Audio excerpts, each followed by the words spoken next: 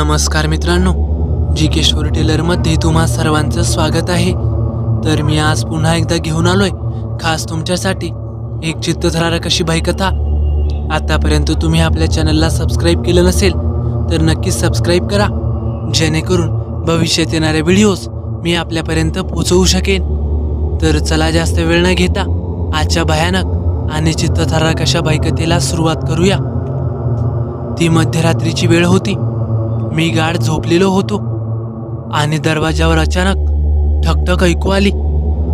मी त्याकडे दुर्लक्ष करत परत झोपलो, पण परत दरवाजावर ठकठक ऐकू आली। आता मात्र मी उठून बसलो।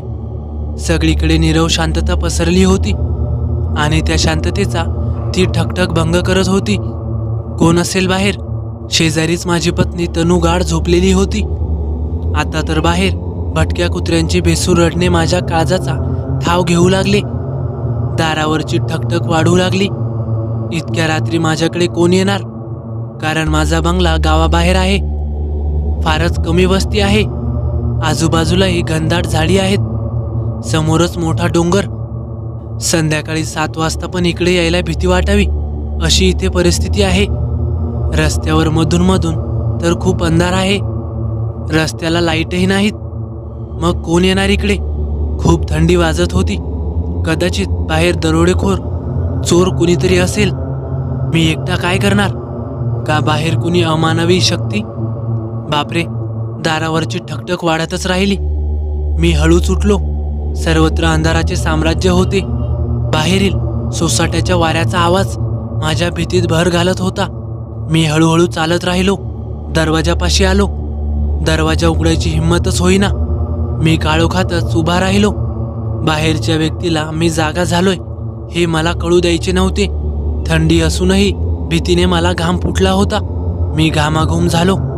बाहेर बांगड्यांची किनकिन आणि पैंजणाची छुमछुम ऐकू आली। इतक्या रात्री अशा ठिकाणी कोणी स्त्री कसे शक्य आहे?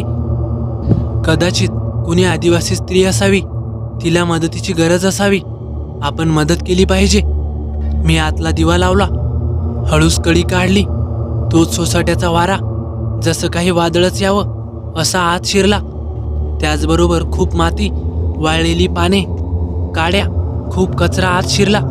त्या वाऱ्याने मी भेलकांडत खाली कोसळलो। डोळ्यात खूप माती गेली होती। मी डोळे चोळत होतो।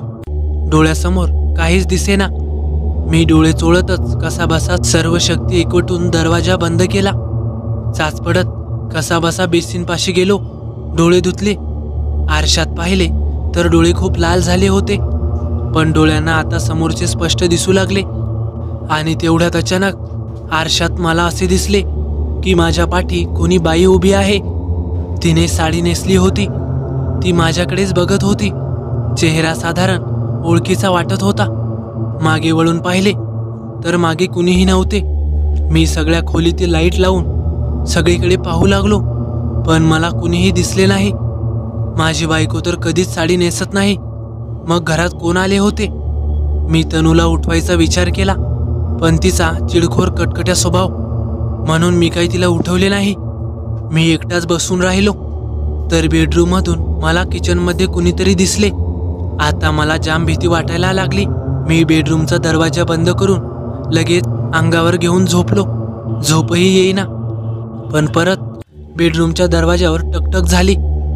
याचा अर्थ घरात कुणीतरी आहे आणि ते अमानवी आहे हे निश्चित। सकाळ झाली। मी उठलो। बायको चहा करत होती। सगळ्या खिडकीतून सूर्यप्रकाशाची किरणे मुक्तपणे घरात बागडत होती। कामावाली आली होती। घर स्वच्छ चकचकीत होते।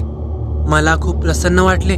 ब्रश करून आल्यावर मी रात्री घडलेला प्रकार बायकोला सांगितला, तर ती हसायला लागली आणि बोलली, रात्री खूप पीत जाऊ नकोस। थांब, कामावालीलाच विचार। अगं सुगंधा, सकाळी घरात खूप कचरा, पाने धूळ होती का ग?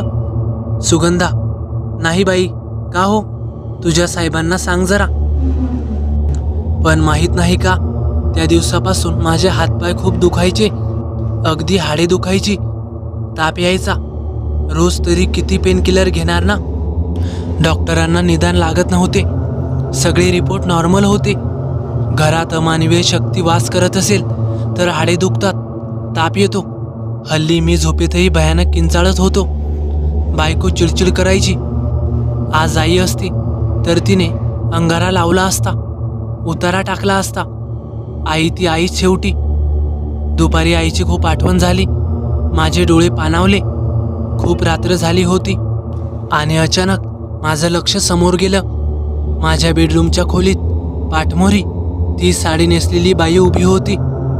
मी घाबरून डोक्यावर पांघरून घेतले तर पायापासून कोणीतरी माझे पांघरून खेचू लागले. मी जाम घाबरलो. घामाने निथळत होतो, पण पांघरून दूर फेकले गेले. समोर ती स्त्री उभी होती. चेहरा जरा ओळखीचा वाटू लागला.